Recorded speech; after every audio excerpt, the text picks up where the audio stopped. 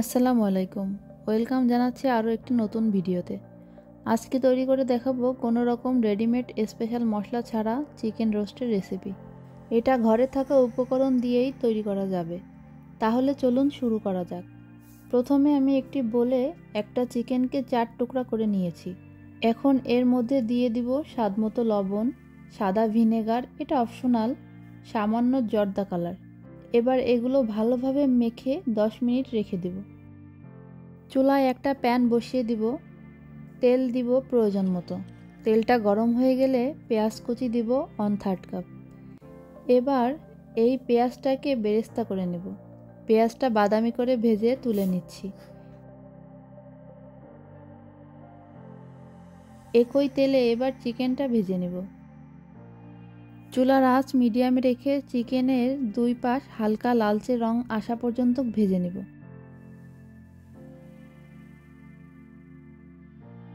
এ পর্যায়ে আমার চিকেনটা ভাজা হয়ে গিয়েছে। এবার ভেজে রাখা চিকেনের উপর থেকে সামান্য ভাজা জিরার গুঁড়া ও সামান্য গরম মশলা ছড়িয়ে দেব। এটা আমি একটা বাবুর্চির কাছ থেকে শিখেছি। বাবুর্চি বলেছে এটা করলে নাকি চিকেনের ভিতরে একটা সুন্দর ফ্লেভার পাওয়া যায়।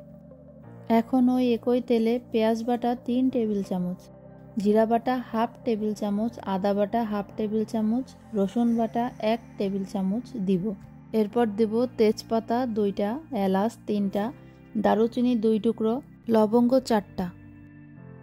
এবার মশলাটা 1 মিনিটের মতো ভেজে নিব যেন মশলার র ফ্লেভারটা চলে যায়। এরপর অ্যাড করব 1/2 কাপ টক দই, 3 থেকে 4টা কাঁচামরিচ, বাসায় তৈরি গরম মশলা 1.5 চা চামচ এবং ভাজা জিরার গুঁড়া 1 চা চামচ, স্বাদমতো লবণ 1/2 চা চামচ, মরিচ গুঁড়া। এবার মশলাটা কিছুটা সময় নিয়ে খুব ভালোভাবে কষিয়ে নিতে হবে।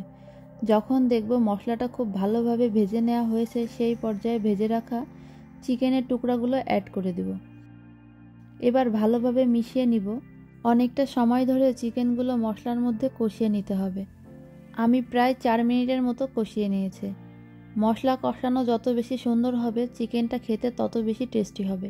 আমি মনে করি যে কোনো রান্নার ক্ষেত্রে মশলা কষানো খুবই ইম্পর্টেন্ট পার্ট। এবার 2 কাপ লিকুইড গরুর দুধ অ্যাড করে দিব। এবার ভালোভাবে মিশিয়ে ঢাকনা দিয়ে দিব কিছুক্ষণের জন্য।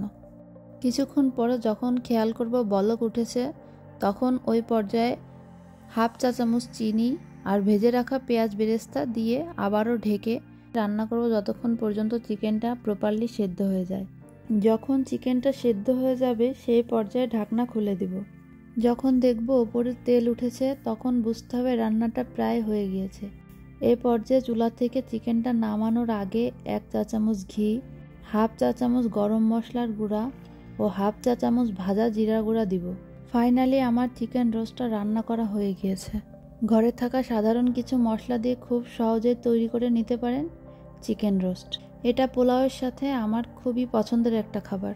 কেমন লাগলো অবশ্যই জানাবেন। আজকে এখানেই বিদায় নিচ্ছি। আল্লাহ হাফেজ সবাইকে।